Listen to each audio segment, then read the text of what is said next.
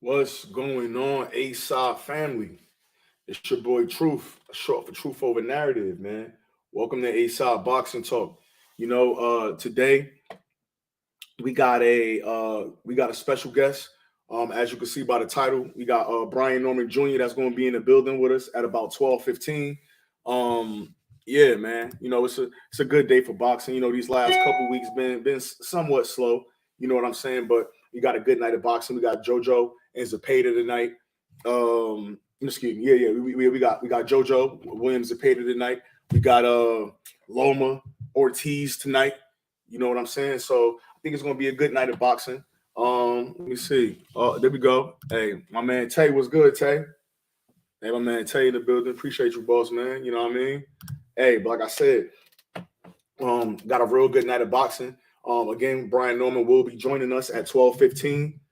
So got about 10 minutes before Brian Norman come on and join us. Hey man, but before we even get into that, I man, I couldn't sleep right last night, guys, and really the reason why I couldn't sleep right last night is because I'm really under the impression that Jermaine Ortiz is just not gonna go. Um, call me crazy. I'm not saying that he gonna beat Loma, but I got a real funny feeling that this is gonna be a very, very, very interesting fight tonight. I think Jermaine Ortiz gonna present some challenges. Now, it's clear to see that he's a somewhat weight drained. And so with the fighters that's weight drained, then we rehydrate, and it depends on how he looks once he's rehydrated, how Jermaine Ortiz is able to move around in the ring. But I'm quite sure that for these first maybe 4, 5, 6 rounds, for the first half of this fight, I think that Jermaine Ortiz is gonna look good. Again, I'm not saying he's gonna beat Loma. I'm not gonna go out on a, you know what I mean. I'm not gonna go out on a limb and give him that because again, I think Lomachenko is one of the more elite fighters. I don't think he's pound for pound, no, but I do think Lomachenko is one of the elite fighters in the sport of boxing. You know what I mean? I do think that Jermaine Ortiz as a sparring partner, I do think he has somewhat of an advantage. We know sparring is not the real deal. The lights got to come on, the people got to be in the crowd. It's a bunch of, it's a lot of spar warriors, a lot of spar champions, you know what I'm saying? But at the end of the day, I really do think that Jermaine Ortiz is going to look good, and I think he's going to put up a real fight against Lomachenko tonight. I look at Lomachenko last couple of opponents. Obviously, he's been out for about a year almost. Comey definitely don't got the footwork that Jermaine Ortiz got, and he can't maneuver around the ring in the same manner. Nakatani, obviously, no. Nakatani is a bigger guy, but definitely footwork is way behind there. And so you think about it, those are the two opponents that Lomachenko has faced ever since he has fought Teofimo Lopez. And I'm not saying that Jermaine Ortiz is a Teofimo Lopez, not at all, not by a long shot. But the fact of the matter is, Jermaine Ortiz is an athletic fighter. I mean, his nickname is the Technician. He did have a lot of amateur fights. So it's not like some guy that just kind of picked up boxing and then now we're here today. He's been in the ring with Loma multiple times. He does have a good amateur background, not as deep as Lomachenko's, right? But and he's the bigger guy, very agile. He can move. He's not the strongest guy. He don't let his hands go too much, but I think that he could possibly have enough to fend off Loma in the early rounds and really push Loma to come and get him, and really, push Loma to make that fight happen. Hey, what's going on, my man Johnny? Appreciate you. Let's go, man. Notification Squad. Jermaine Ortiz looks to put the show on, and yes, he do. And Jermaine Ortiz, I don't know how many tickets he sold, but it should have a home crowd. He's from not too far away. You know what I'm saying? So I really think that Jermaine Ortiz could maybe not win tonight, but I think that this fight will raise Jermaine Ortiz's stock, right? And I could be completely wrong. I don't know. We'll see. But I definitely think that this fight right here is gonna do some. It's gonna make Jermaine Ortiz look good. I think he's gonna put on a good performance tonight. I really think that he's gonna I think he's gonna make a good count himself. The other big fight that we got tonight, obviously, we got Katie Taylor doing today, but I'm not. It's not really a fight I want to see. But we got Jojo Diaz and Williams Zepeda. Obviously, last time we seen Jojo out, he lost to Devin Haney. He did have some spots where he kind of put some pressure on Devin Haney. I think he did win a couple of rounds, maybe 3 or 4 rounds. I think JoJo won. I think his performance was okay. He did put on an okay performance. I don't think it was a shutout. I think, like I said, he did have some success. But again, Devin Haney is Devin Haney, and he's turning himself into one of the more elite fighters in that 135 division. Obviously, undisputed champ. So, hindsight, even with that loss for JoJo, you can't take nothing away with him. We've seen the 2 fights with Kambosos. The first fight, jab contest, jab fest. You know what I mean? Clearly beat him. Second fight, beat Kambosos up. And showed us that he is one of them. He's one of those guys at 135, point blank, period. So again, I'm not going to fault JoJo for that. The last time we seen William Zepeda, I wasn't too impressed. I know William Zepeda is a pressure fighter. Again, out of Mexico. The first time I seen William Zepeda, he was fighting another undefeated prospect in Tanahara, I think his name was. Stopped him. But his last fight against Rene Alvarado. Again, Rene Alvarado was moving up from 130 to fight him at 135. He had come off being thoroughly outboxed against Lamont Roach Jr. And I just think I think he outboxed William Zepeda. I think he outboxed William Zepeda. I think he showed that William Zepeda had definitely needed to go back to the drawing board. He really showed us that William Zepeda was human. And I'm not trying to take anything away from Rene Alvarado. He's a soldier, been in with a lot of great fighters. And so definitely a guy that's going to push an up-and-coming prospect. But outboxing is just not Rene Alvarado's game. So for me, seeing William Zepeda outboxed by Rene Alvarado, it just kind of, I don't know, it just made me a little weary because JoJo can fight. Well, you may or may not like JoJo. You may or may not think that he's big enough for this weight class. And I think he is maybe 2 or 3 inches shorter than William Zepeda. But one thing about Jojo Diaz can fight his ass off. No questions about it. Jojo Diaz can fight his ass off. So again, I'm picking Jojo Diaz to win that by decision tonight. And just as well as I'm picking JoJo to win that by decision, William Zepeda can possibly stop JoJo. So we'll see. I mean, I don't know. Once he get coming downhill, if JoJo not moving around, if he not sticking to his game plan, which it has to be to outbox him. You know what I mean? His JoJo game plan just can't be to go in there and trade William Zepeda. He throw too many punches. He get too busy for a guy like JoJo to come in there and just think that he's going to exchange with him. Catch weight. What was the catch weight? Was it 136, 137? I don't know about the catch weight. I don't know what the catch weight to that fight was. Yeah, definitely put that in here. I don't know what that catch weight was. Everyone has his opinion. My man. Yeah, so again, like I said, hey, thank everybody for joining me. We should have Brian Norman here, Brian Norman Jr. here within the next couple of minutes. So again, yeah, man, I think it's a good day for boxing. It's a good time, man. I appreciate everybody coming over to the A side. You know what I mean? Welcome aboard. Again, I'm proof that the networking works. It's very interesting. Hey, look, again, I'm proof that the networking works. I made my announcement on the Jake and Lefty space. Very interested in the Brian Norman interview. I appreciate it. And that's why we're here. And it's so crazy because as soon as you said that, pop back in. So again, everybody that's on, we appreciate it. We got Brian Norman here with us. So again, I want to welcome Brian Norman. Obviously, 22-0, 19 knockouts. Hey, prospect / contender. He moving towards the top, man. Hey, Brian, what's going on, boss, man? What's up with you, boss? Hey, I'm doing well. I can't complain, man. How the weather? You in Atlanta, right? Yeah. How's the weather out there today? Acting like Atlanta. You don't know what it want to be. One day it's hot, the next day it's cold. yeah, man. Same. I'm up in Maryland, man. We kind of got the same thing. We've been having that in and out weather, man. Yeah. So definitely. So hey, man. Again, we kind of talked before you came on. I definitely appreciate you joining me on this Saturday morning. You could be anywhere in the world, man, but you're here with the ASOS, so I really appreciate that, genuinely, bro. I really appreciate it. Appreciate you having me on, man.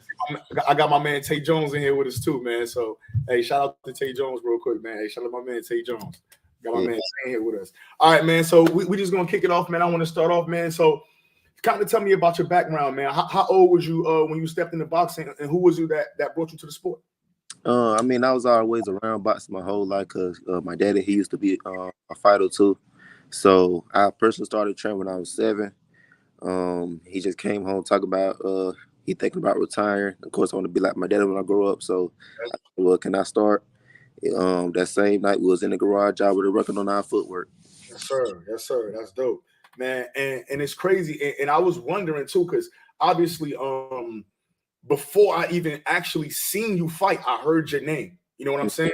And so really with that, obviously, you down in Atlanta, that Georgia area, it's not necessarily a hotbed for boxing, but obviously y'all do have names like, Evander Holyfield, Vernon Forrest. So how you think that you was able to kind of make a name for yourself in an area that wasn't really highly populated for boxers to be coming out of? It's all about thinking big instead of small. It's just like, okay, we're in Georgia, we don't have a lot of names, but I'm me, and I feel like I could beat everybody in the world. So it's like I'm not thinking about, can I beat the dude around the corner? Can I beat that dude around the corner? Like my whole career, I've been training to beat the best of the best. Like whole career, I've been trying to imitate and beat Roy Jones Jr., Mike Tyson, and things, and fighters like them, like the top of the top. So I don't look around locally for fighters. I look at the best of the best. For sure, man. Hey, that make a lot of sense. Yeah. So since we on that, talk to me about your amateur career. What was your amateur record?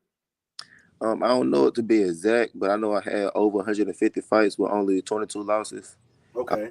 I don't know how many wins I got. I don't know how many fights I got. But, okay, all right. Yeah, because I know sometimes they back to back. So yeah, you might fight a couple times a week, and then you on to the next week, you're doing the same thing. So obviously, I know that kind of get lost in the shuffle. So, but during your amateur career, who you think was your most notable win that we could kind of look to now and say, oh, Brian beat this dude? Right now, actually, don't have any. It could have been one. His name was David Kaminsky. Okay. But he had fought a journeyman that was a little bit too tough, and then life happened. Rank, didn't I?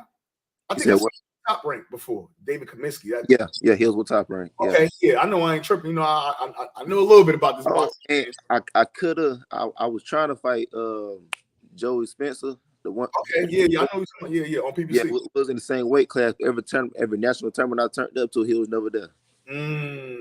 Okay. So obviously, you already kind of mentioned to us that you learned the sport through your father. Obviously, he was a former boxer. He trained you starting at 7. So between you and your dad, who would you say that you kind of model your style after, as far as in the ring? I have to say my dad, to be real with you, but also I imitate the best of the best, like I said. So what I do is I grab a whole bunch of fighters I like, and I just pick out something that I like for them. Like Roy Jones, he tall, so of course I can't take everything from him, but I like his left hook, so I finna take his left hook. You feel me? Mike Tyson, I like the way he move his head because he's a short dude. I'm a short dude or average for my weight class, so I take that too. People don't know how to deal with it, so yeah, I just take different things from everybody. Okay, Tay Jones said somebody ducked you and end up fighting Antoine Russell. What's his name? Bartholomew. Rancis Bartholomew. Okay, yeah. Okay, so I mean, obviously, again, I just kind of alluded to it, and I mentioned to it. I mentioned you a problem in these gyms, man. And so again, I first heard of you. I heard about some sparring with Tank. But even before we get into any of that, man, what you think is what about you gives like veteran fighters such a fit when you in there sparring with them? Obviously, I knew you're younger. You were 21 years old, right? Yeah, 21. You 21, so obviously if you started at 7, so you probably got about 14 years in, but even still, that's starting young, and you got guys that been doing this way longer than you. What is it about Brian Norman Jr. that gives these veterans fits when you in the gym sparring with them?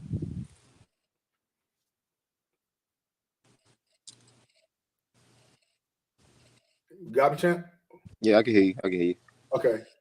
But you said what makes it so difficult for older fighters? Yeah. So what is it about the vets that it's like everybody got a problem dealing with you in the gym? Like what is it? So the thing is, even though I'm young, I done seen so many things inside of my head. It's like I've been studying the game for so long. Like even masters, I've been studying it for so long. It's just like I pretty much lived your life already. Like through like that's the good thing about the younger generation. We can study the past fighters. For sure. So you got that plus the fact that I'm young and they old. Keep that in mind. So they and even energy level, it won't be as amped up as mine. So no matter what, they could try to calm me down. If I don't want to calm down, they just gonna get aggravated. Like this little dude, why he just won't sit down real quick and let me hit him. Nah, that makes sense. That definitely makes sense. And again, something that I definitely would like to ask, like the younger fighters coming up, talk to me about the gym, actually. So what's one of your favorite drills or things to do in the gym? And then what's some of your least favorite things to do in the gym as far as workout wise or preparing you wise? I really don't have a least favorite, to be real with you, because I feel like whatever is your weakness is what you need to work on the most. So For sure. I don't really have no least favorite workout at all. I love working out in general. Like I said, if I suck at it, that's the main thing I want to do anyway. But my favorite, I just love to hit the jump rope, man. That's it. Real simple. You can run footwork, cardio. You feel me? It's everything. It's a rhythm thing. So jump rope is me all day. No, that makes sense. That makes sense. And something, and another thing that I really like to ask fighters, and I'm trying to learn you or try to get in your head about what it is you see and what you do. Before that first bell ring, man, what's running through your mind before the first bell ring? Whether it's a sparring session or whether it's an actual fight and it's people around, what's that thing? Is it anger or is it the game plan? Like, what is running through Brian on the head before that first bell ring and he come out? It's anger. I ain't gonna lie to you, anger. Like I'm real retarded in the head, so I come up with a whole story in my head. I have, they try to shoot up my family, so I come up with a whole story in my head. So I'm real mad, but I'm not control my anger at the same time, so I'm not going out there just being stupid. Yes, sir. Yeah, I will say I'm very angry before I fight. Yeah, yes, sir. Okay, so now I remember again when I first heard of you, it was about some tank sparring. And when I kind of looked into you or was kind of starting to do my research, I seen that you was working with Cameron Duncan. I seen he had you. I seen he had Boots Ennis, and I seen that he was working with Brandon Lee. So obviously, I think where we at now, we kind of know that situation or that partnership ended. What you think was maybe some of the reasons that y'all two decided to kind of part ways? It just wasn't for me, the direction we was going.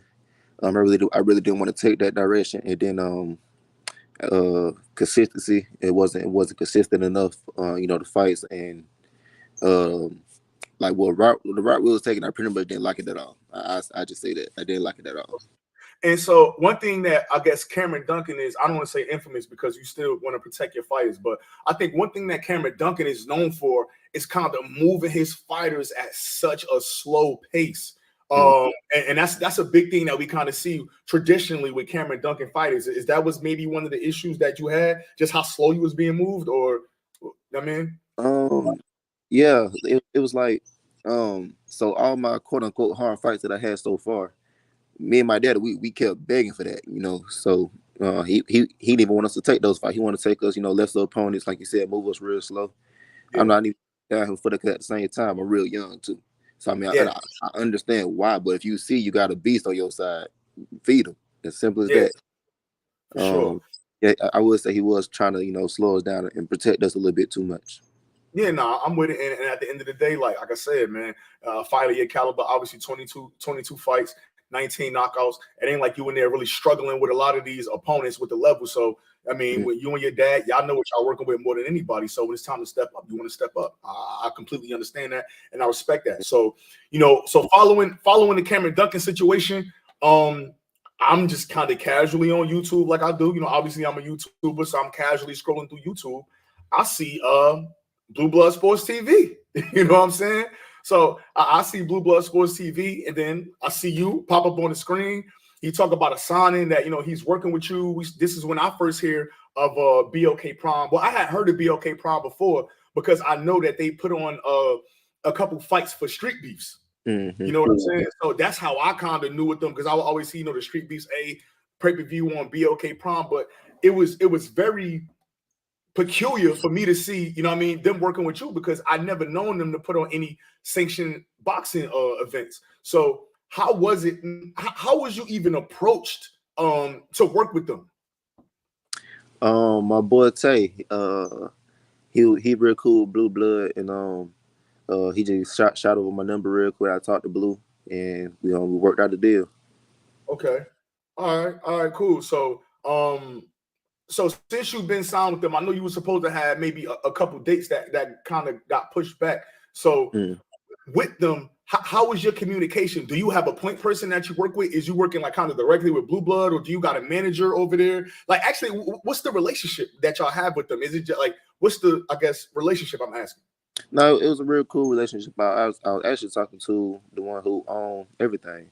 So that's why I was talking to them the whole time. We ain't got no beef at all. No, it was real cool. Okay. All right, cool. So you said you got a point person. So, and obviously, man, you fought 4 times this year. I mean, last year you fought 4 times. So you haven't had a fight this year, man. Obviously, like you said, you're 21, so this is definitely the time that you need to stay active. Are you worried at all that you may not get a fight this year with them? I know you got like a November 11th date or something like that, November 12th, I believe. You got to with them. Yeah, no, we not fighting this year. It was some things that happened. It would work. It was the fight scene was working against them and that promotion system at the time. So I personally just don't feel like dealing with it. That's all that is. But ain't nothing down on them. So I decided to go a whole nother route. That's all.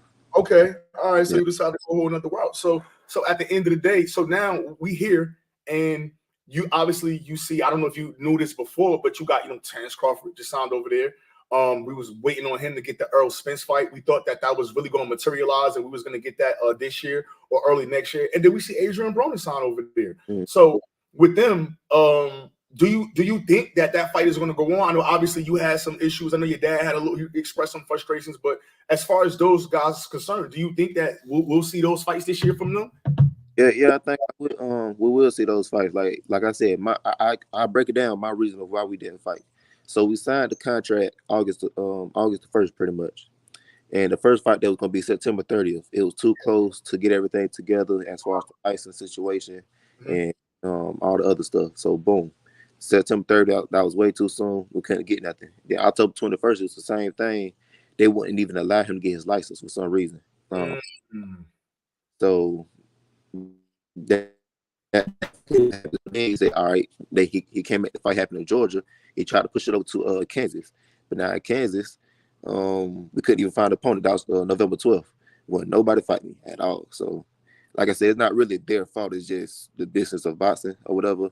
And Terrence Crawford, he already established, and he already got opponents to look at. So with the David dude, he already got to somebody. So I don't really see no problem with the fight not happening. Like I think it was.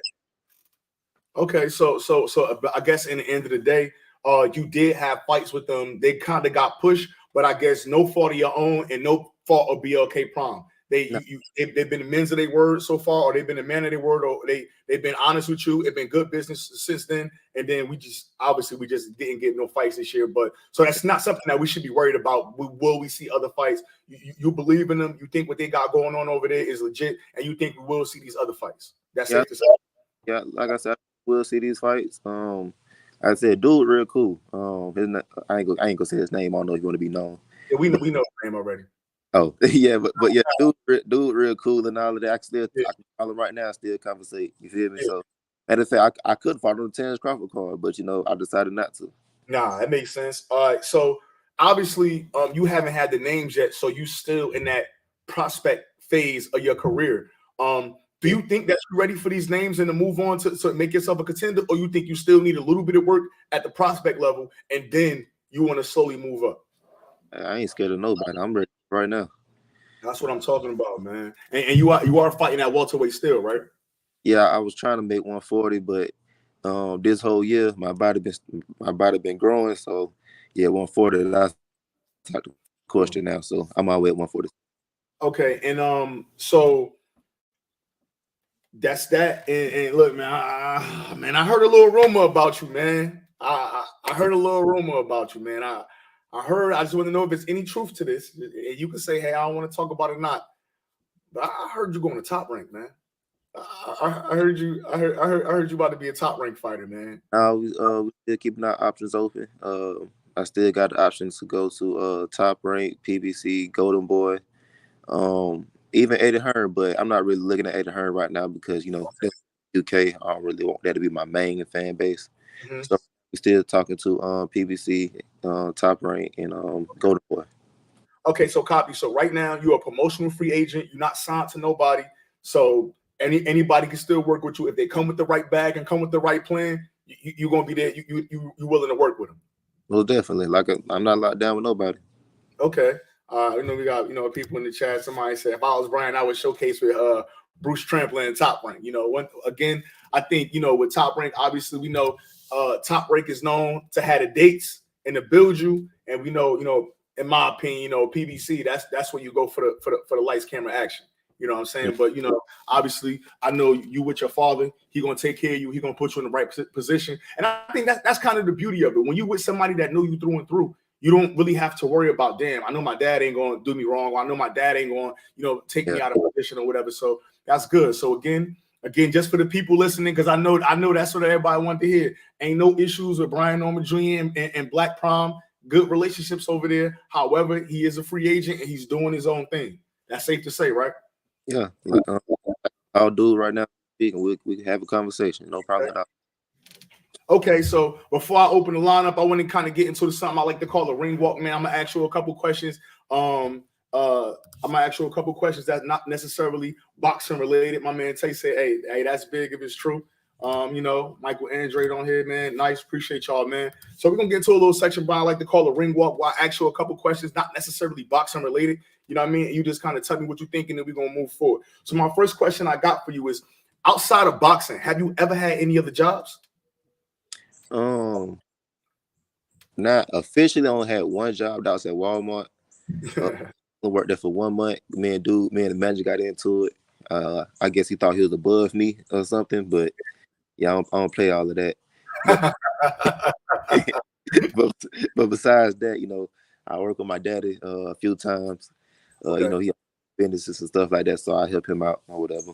Okay, that's cool, man. So right now, man, if money was no object, man, what kind of car would you have sitting in your garage? Money not an object. You ain't got to worry about the bag. You could just go get it. What kind of car you would have in that garage? I'm not really a crazy car person like that for real. So I have, just a Cadillac. I'm a real luxury dude. So the Cadillac Black. All right. No, that makes sense. Before the fight, man, when you getting ready for a fight, what is you listening to? What kind of music is in that? You know what I mean? What kind of music you got on that phone? What we listening to before the fight? I like listening to folks like my boy DMX, some Tupac. Got 8 UGK, Scarface. You feel me? I like the main thing I like is Southside music. Before I fight. Yeah. Real mean, aggressive type stuff. Yeah, I'm with you. All right, so give me 3 things. Give me 3 things that you just can't live without. Boxing, working out in general, because I will say it's real good for the mental, and then family. Nah, for sure. Yeah, boxing, working out, family, man, that's beautiful. And again, man, I always like to come and salute the father-son relationships, man. A lot of times, especially in our community, sometimes guys don't grow up with dads, but me, I try to be the best father I could be. And definitely every time, I always salute when I see a great father-son relationship, whether it's you and yours or whether it's the Russell family, RIP to Big Gary. But I always salute those relationships, man. Them relationships is so important. And I love seeing that because it just go to show that we ain't the stereotype. You understand what I'm saying? So again, I'm salute. I can't salute you and your pops for what y'all do enough, man. When the fight over, man, what's that meal that you got to get to? What's the first piece of food you put in your stomach after that fight over? Hey, I'm going straight to the house right after, man. Where you say going where? I said I'm going straight to Waffle House. I don't know if you know about that. Yeah, I used to let know Waffle House is. Yeah. Waffle House, that's me all day. I get that cheesesteak omelet. You know what I mean? That's my thing. You know what I mean? That's my favorite thing. Give me that 3-egg cheesesteak omelet, man. Big orange juice, man, with the hash browns with cheese, man. That's my thing over there. And lastly, before I open up, and again for anybody that's in the comments, the link is in the description. So if you want to click the link and join and ask Brian Norman any questions, we got a couple minutes before we get up out of here. But my last question is, what do you want the boxing world to know about Brian Norman Jr.? That I'm up next. Real simple. Just give me the opportunity, and I'm gonna kick that door down no matter what. That's all it is. For sure. Now, Can you again, like I said, again, for anybody in the chat line is open. The link is in the description, and I will put it here in the chat again. If anybody want to join in, possibly ask Brian Norman some questions, we here for it. We'll do it. Excuse me, actually. Drop the link in the chat again. It's already in the description. So there you go. I just put the link. Just put the link in the description. Anybody want to come and ask a question? All right. So hey, that interview portion is over. Hey, so now, Brian, I want to ask you. Let me see. Here we go. First question: who are your top 3 favorite fighters to watch besides yourself?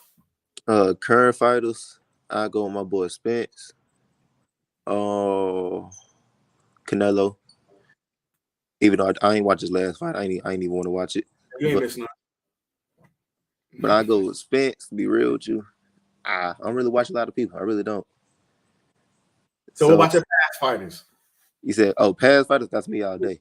Mike Tyson, Roy Jones, James Toney, Marvin Hagler. What's my boy name? Julian Jackson, Terry Norris. I can that list right there goes on. So yeah, man. You gotta check out my man Mike McCullough. The body stacking, man. My two guys I like, Mike McCullum, and I don't know how big you ever got into Salvador Sanchez, man. But Salvador Sanchez, the boy Jared McClendon. Oh, you say? G-Man. Yeah. Nah, for sure. Hey, look, Tay said him too. Nah. All right, so hey, man, so I got you with me, man. Obviously tonight we got Lomachenko versus Victor Ortiz. The winner, well, not the winner. If Lomachenko going to win that, he's supposed to be fighting Devin Haney for undisputed. So what you think about that fight tonight? You think this is a chance of upset? How you think this fight gonna go tonight? Lomachenko definitely finna win. We all know how the game go. So we finna see Devin Haney. Or you said Devin Haney versus Lomachenko? Yeah, for that undisputed. Yeah, and I'm going for Devin Haney. That's my dude. But he for real. Have you ever sparred Devin Haney? No, I had the opportunity, but with all the rumors circulating around me, that he decided not to. I ain't saying it just stories can happen. He don't want the story. And I mean, you ain't gotta say just maybe shake your head a little bit if you want to, man. I heard there's a rumor that you dropped Bud in sparring, man. Nah, I ain't dropped no Bud, no. Okay, all right, I respect your honesty, man. Nah, I'll tell you the truth on that. So he did 9 rounds that day with 4-minute bell. He did 3 with Richardson Hitchens, then he did 3 with me, and then 3 with some other guy. I ain't know the other dude, or I didn't even look at his face. But the 3 he did with me, it was just simple back and forth word. People throwing out rumors about it simply because I was 20 years old at the time versus a pound for pound, one of the best fighters, and it's a competitive match going back and forth. Yeah. So one man to say something, and then somebody else to say something. So like the story just keep getting worse and worse and worse. Bigger and bigger as they lead the gym. Yeah. Next thing, Terence Crawford died in the ring. Like, So don't believe all the rumors, man. Nah, for sure, man. Good question for my man Michael Andre. He said, "What boxing advice would you give to young fighters ages probably 10 to 16?" I give it to every fighter in general. Simply outwork everybody. Like I don't care who it is. I had an interview yesterday. I said the hardest working people I heard of was Floyd Mayweather and Errol Spence. So my whole career was find out their work schedule and do more than them. Simple as that. So hard work beat talent when talent don't work hard. Everything I got right now, it might look like talent. Trust me, it ain't. I remember the beginning. This is not talent. Everything hard work. That's fire right there, man. So hey, Tay in the chat, man. Tay in there starting trouble. Tay said, want me to ask you about Tiger Johnson, man. Did y'all end up getting some work with each other? How'd that go? No, we didn't, but he was also at the sparring session with Bud too. Bud. So yeah, he was up there too. But now we wasn't able to get no work in. I wanted to. Nah, it's all good, man. But nah, hey, again, man, I don't think we got no more questions, man. Hey, but listen, bro, I appreciate you joining me. Everybody, this is Brian Norman Jr. When can we look towards your next fight? Obviously, you're not gonna fight the rest of this year, so we got a couple months. We know that you'll be you're gonna stay active. You're gonna be in the gym. We know you ain't just gonna be sitting in the house. But realistically, when can we expect to see you back in the gym, man? back in the gym, but back in the ring. Excuse me, back in the ring. Back in the ring. Right now we're looking at January. Like, okay, we're working on some stuff right now, and January looking like the date we're going to. Okay, all right, man. And again, like I said, you know, sometimes people had their little burner accounts. They come in our spaces. We got to get you in on Chicken Talk, man. But again, like, hey, the price is the price. So any of these promoters, whoever, if y'all got the bag, y'all looking for a top prospect / contender, come see my man. Get in touch with Big Brian, you know what I mean? And go ahead and drop that bag on my boy so we can get him up in that ring, man. Yeah, like I said, we still a free agent, so it's whatever. Yes, sir. Free agents. Tay say he needs to spar you today. Yeah. Oh, he needs to spar. And you got it, man. That boy Tay different. Yeah, I already know, man. But again, man, hey, Brian, man, I thank you for joining me on A-Side Boxing Talk, man. I really appreciate your time on this Saturday morning. Hey, good luck on everything that you got going on in the future. Again, if you ever got any news you need to break, you ever want to talk about anything, man, hit me up. You got a direct line. We could come, live and chop it up, man. I appreciate you, champ. I got you. Appreciate you, boss. Yes, sir. Hey, again, people, that was Brian Norman Jr. Hey, I hope that I answered or answered any questions that y'all might have had for him. Seemed like a solid dude. Again, so one of the big things, he is not with BLK Prime anymore. He does have a good relationship with them. The reason why his fights did not happen was simply not their fault, not his fault. Somebody couldn't get a license. Then he couldn't find opponents. So I think on the BLK Prime front, you got to kind of get him the benefit of the doubt. You got to these fights that we expecting, AB, Bud versus Avanesian. We got to give him a shot, man. We got to give him a shot. We got to give him a chance. Again, he said he could contact the dudes that's in charge. He could talk to him and get with him today. He is a free agent. So, hey, you know what? I know last week, man, we were a lot of people, you know, even myself, we was heavy on the Black Prom hate a little bit last week, man. But again, man, I see my man Slim, my man Ron Boy in there. He said he the Black Prom investor. You know what I mean? He got the Team Crawford shirt on, my man Slim. But hey, again, man, we got to give these guys a chance. I know we all wanted that undisputed matchup at 147. But I guess what we could look at coming out of that is that we got a new player in the sport of boxing. Got a new player in the sport of boxing, and that's just what it is, man.